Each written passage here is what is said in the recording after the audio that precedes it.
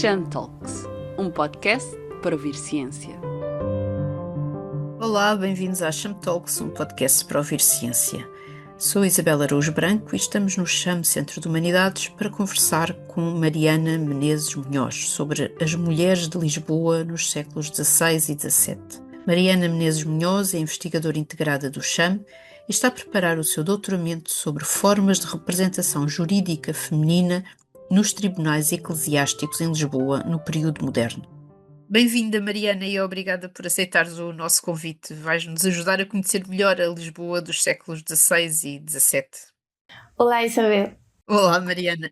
A minha primeira pergunta era como era a cidade, especialmente para mulheres que não faziam parte das elites? Que espaços urbanos, que espaços sociais é que ocupavam? Bom, primeiro que tudo, muito obrigada pelo convite. Bom, a Lisboa dos séculos XVI e XVII era uma cidade que estava em muitíssimo movimento, como, digamos que já tem referido alguns autores, era uma cidade que, além de outras cidades portuguesas e europeias, tinha sofrido, ou tinha vivido, melhor, um momento de movimento populacional bastante grande, nomeadamente desde as zonas mais rurais para a cidade, e que digamos que este fenómeno dinamiza-se com a expansão, o boom, digamos, do comércio do período chamado dos descobrimentos portugueses, com o auge do comércio e além de outras atividades, e que faz que tanto homens como mulheres comecem a experimentarem fenómenos de mobilidade de diferentes, digamos, características. No caso das mulheres, por exemplo, poderíamos pensar em movimentos mais regionais. Isso não quer dizer que as mulheres não saíssem digamos, do reino, mas que acabam por ocupar certos espaços também nas cidades, particularmente em Lisboa, que aqui eu estou a estudar agora, a raiz ou como consequência também das mobilidades masculinas, porque este fenómeno o que faz é que as mulheres sejam mais visíveis nos espaços urbanos, nos documentos, porque há muitas mulheres que acabam por ficarem sozinhas, ou como elas mesmas declaram nos documentos, com o marido ausente, seja que os maridos estavam na Índia, foram para o Brasil, pronto. E que estas mulheres, esta situação não é exclusiva, ou seja, não havia só mulheres sozinhas, mas que estas mulheres sozinhas acabem por estar nos espaços, espaços públicos, nos espaços abertos, a desenvolverem atividades laborais, seja no caso das mulheres com marido ausente, sem marido, viúvas, ou sem estado marital, podríamos chamá-las solteiras, seja porque justamente é uma forma de supervivência, ou seja porque elas trabalhavam como forma de complemento aos ingressos laborais. Então, o que temos é uma cidade muito dinâmica, onde as mulheres aparecem, como por exemplo nos tem mostrado no seu Chafariz do Rei, em espaços públicos, a conviverem com toda essa diversidade de outras pessoas, seja pessoas escravizadas, sejam pessoas alforriadas, seja nobres, nestes espaços como chafarizes, como nas zonas comerciais, e que justamente então as fazem, como estava a dizer, muito mais visíveis e que a sua presença na cidade seja muito mais forte. Uhum. E então qual era o perfil mais típico, mais comum dessas mulheres? E deste-nos já aqui alguns exemplos de onde é que elas estavam presentes. Não sei se nos podes dar também outros casos. Sim, então estas mulheres, bom, o perfil, como estava a contar, era normalmente de ou mulheres sozinhas, ou seja, tinha a ver com, digamos, pessoas que fazem parte dos grupos baixos, ou dos patamares baixos da sociedade, que evidentemente devem desenvolver atividades, neste caso de comércio de mercancia, a uma escala muito localizada, para sobreviverem. Quais características então podiam ter? Eram mulheres que desempenhavam labores que não eram reconhecidos como ofícios, que não estavam regulamentadas como, digamos, um ofício mecânico, ou que não tinham regimentos próprios, mas que sim, por exemplo, faziam parte tinham um papel muito importante no mantimento cotidiano da cidade. Então, temos mulheres, por exemplo, particularmente na Ribeira de Lisboa, aparecem muitíssimas mulheres a desempenharem labores como, bom, chamavam-se pescadeiras, que eram as vendedoras de peixes, ou lavandeiras. Também tínhamos muitas mulheres que na zona do Porto de Lisboa vendiam comida, como referia João Brandão de Buarcos para a Lisboa de 1552, em Grande Saia e Abastança de Lisboa. Mas também temos outro tipo de mulheres que fazem este comércio a escala pequena, como couveiras, marisqueiras, regateiras, que são muito famosas, digamos, no mundo por exemplo, no teatro aparecem bastantes, taberneiras, e que então justamente fazem parte deste mundo mais aparecem por exemplo, na Praça do Rocio, havia mulheres que faziam comércio no adro do Hospital de Todos os Santos, no atual Campo das Cebolhas também, estavam também muito presentes nos chafarizes, como já tinha referido, e também há umas, dependendo do tipo de labor, do tipo de trabalho que desenvolviam, tinham uns espaços que estavam regulamentados. Então, as padeiras, as forneiras, estavam obviamente nos fornos, mas também havia outro tipo de mulher que faz parte que é muito interessante pensar nisto também, que são as familiares, que o seu trabalho se relaciona com as relações familiares, que são filhas ou esposas ou mulheres de oficiais mecânicos, neste caso, e que desenvolvem seus trabalhos, as suas labores em espaços fechados, seja nas oficinas do sapateiro, do violeiro, certo? E pronto, são mais ou menos esses espaços que seriam os espaços mais fechados para o caso das atividades subsidiárias dos oficiais mecânicos, e espaços abertos e mais regulamentados no caso das mulheres que tinham estes trabalhos que não eram considerados ofícios. Mas sempre tudo trabalho, mesmo que não tivesse essa classificação, não é? É tudo mulheres que trabalham e que trabalham para sobreviver. Uhum. Para além do trabalho efetivo e, obviamente, do pagamento, quais as outras principais estratégias de sobrevivência para as mulheres pobres nas cidades durante o período moderno? Sim, bom, as mulheres pobres, já havia muitas mulheres que autodenominavam-se pobres nos documentos oficiais, nos processos, particularmente do Santo Ofício e do Auditório Eclesiástico de Lisboa, que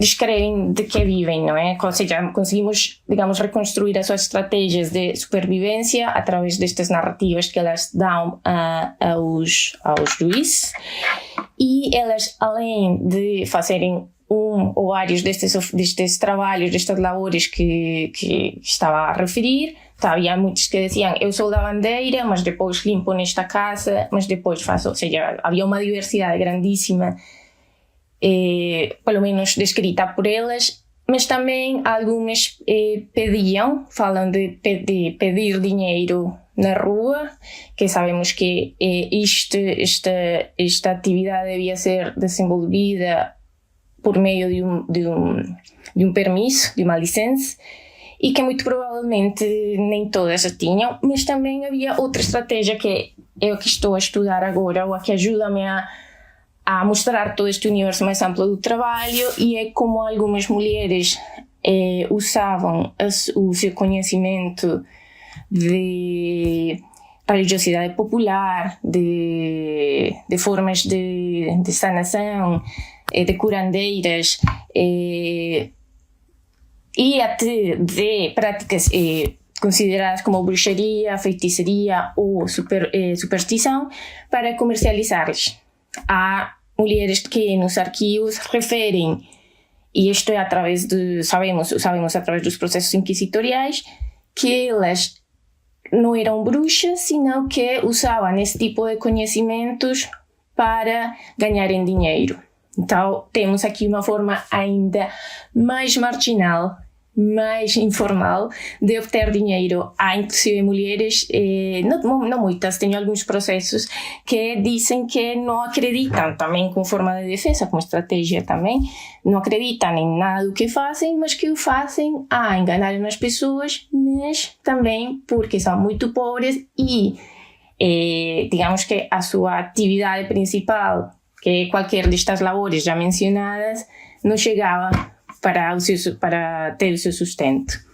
Então aqui temos outro mundo muito interessante relacionado com o conhecimento, com um conhecimento informal também, e que seja a raiz desta outra forma de supervivência. Conseguimos ver também como há umas redes e umas formas de solidariedade feminina, não só através dos trabalhos que não são considerados crimes, sino também através da circulação de conhecimento de práticas consideradas como magia ou feitiçaria por parte das autoridades eclesiásticas. E que muitas vezes penso que podemos associar muitos desses conhecimentos aos primórdios da medicina, não é? E a utilização dos princípios ativos das plantas. Uhum.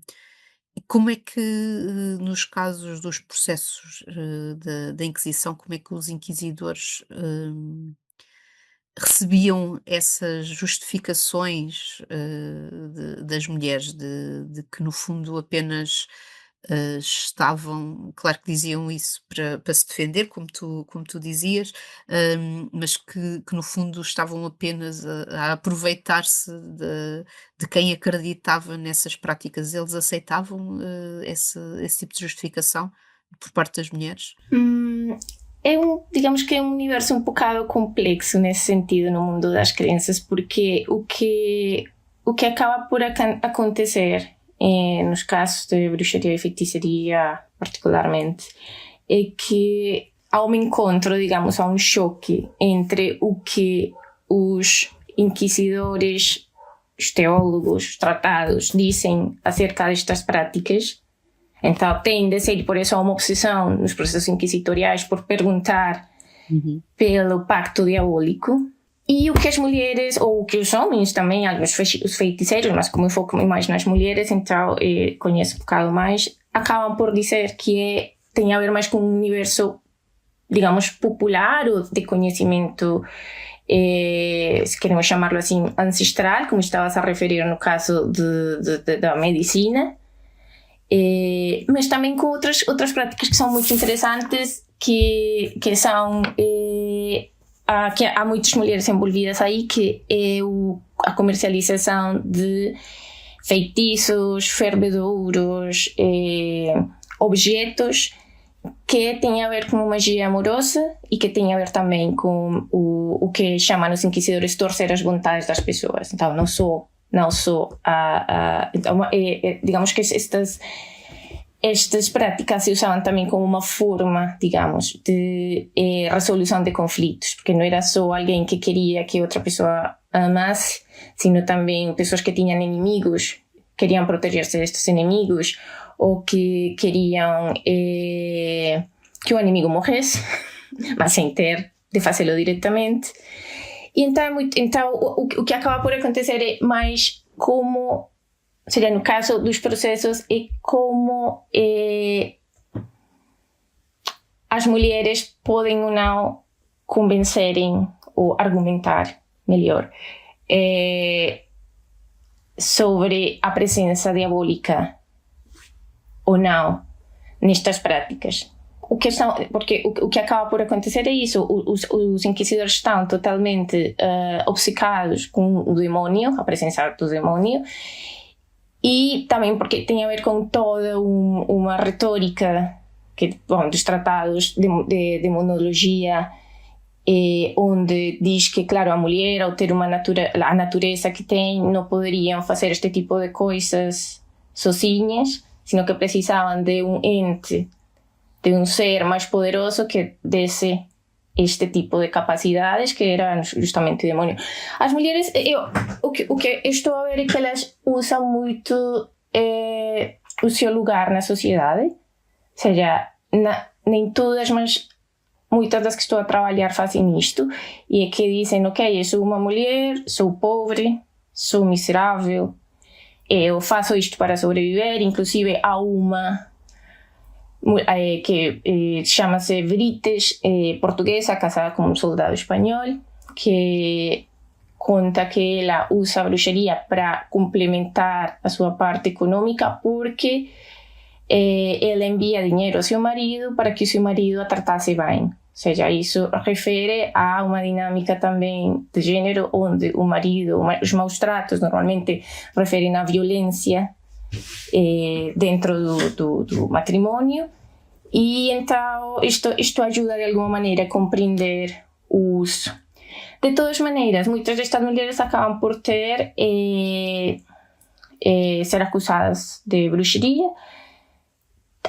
Em alguns casos tem, na maior parte dos casos, perdão, tem penas que têm a ver com os açoites, com castigos físicos e com o desterro. Muitíssimas mulheres que acabam por ser julgadas por bruxaria e feitiçaria por parte do Santo Ofício acabam por ser deslocadas a Angola, a Brasil, dependendo do momento, a geografia cambia, ou a outros lugares, fora do arcebispado de Lisboa. Então, é um mundo, ou seja, embora a estratégia seja boa, ainda não vi nenhum processo em que a mulher fosse totalmente inocente depois de passar por todo este universo. Uhum. Eu estava-te a ouvir e estava-me a recordar de algumas peças de Gil Vicente em que aparecem precisamente estas mulheres como personagens e em que que elas próprias se apresentam e essa também acaba por ser a forma da própria peça apresentar as personagens como sendo úteis para o funcionamento da sociedade, de não só essa resolução dos problemas que referias, Uhum. mas até em termos de saúde, numa época em que obviamente o acesso à medicina, a própria medicina não corresponde a que nós felizmente temos, mas o acesso a ela ainda menos. Tinha aqui mais uma pergunta para ti, que é: em que medida a magia e a feitiçaria, ou pelo menos como eram apresentadas na época, podiam ser vistas, como um trabalho para estas mulheres mais marginalizadas? Sim, então, bom, é verdade que, só para referir algo sobre o teatro, Gil Vicente é um grandíssimo referente que nos mostra justamente esta utilidade social, esta importância social das bruxas e dos feiticeiros também como mediadores sociais, como digo, ou seja, se não há uma maneira formal de resolver algo, então vamos a outra maneira que é mais conhecida, que em teoria tem efetividade e, de facto, só para mencionar isto, o que acontece em alguns casos é que os processos contra estas mulheres, contra as bruxas, começam por causa de clientes insatisfeitos E exatamente, em que eu sempre faço esta brincadeira. Exatamente, que eu digo que o Santo Ofício acaba por ser o sistema do apoio ao cliente, neste caso, o livro de reclamações tal qual. Mas voltando ao trabalho, como já disse, assim, eu pelo que estou a ver é que muitas destas mulheres usam quando têm, claro, têm uns perfis específicos. E porque as mulheres casadas que eu tenho visto, seja, casadas que os seus maridos vêm por si, não usam o argumento da comercialização. Mas as mulheres que não, estas mulheres que aludem à sua pobreza, sim que falam seja, nenhuma diz o meu trabalho é ser feiticeira, mas dizem eu vivo disto. Então é muito interessante e volto a digo, pode ser uma estratégia, mas ao mesmo tempo por meio das testemunhas de toda esta rede local que acaba por ser descoberta a raiz dos processos, tu acabas por ver que as pessoas pagam para elas. E isso não quer dizer que fiquem ricas, mas quer dizer que se ajuda a complementar ou a sustentar, porque não é a principal atividade, mas a complementar esta parte porque há uma, digamos, isto é muito contemporâneo, mas há uma precarização do trabalho neste caso, como já tinha referido, muitos trabalhos diversos, e um deles é este, que se calhar dava mais dinheiro do que lavar roupa ou limpar por dias nas casas das pessoas. E então, sim, definitivamente o que estou a tentar mostrar também na minha tese é como em todos os casos a feitiçaria era uma prática, digamos, per se, seria, não era como não era só uma recuperação ou um uso da religiosidade popular ou dos conhecimentos, sino também um recurso econômico das mulheres com certos perfis pobres ou que precisavam mais dinheiro do que podiam obter através de outros meios de trabalho. Ok. Muito obrigada, Mariana, por nos ajudares a conhecer melhor esta época e estas mulheres. Muito obrigada. Obrigada pelo convite, Isabel.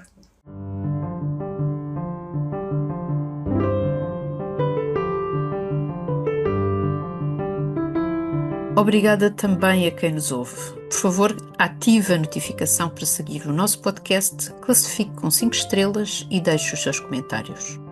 Desta vez falamos com Mariana Menezes Munhoz, investigadora integrada do CHAM, onde está a preparar um doutoramento em História Moderna sobre o acesso à justiça e formas de representação jurídica feminina nos tribunais eclesiásticos em Lisboa.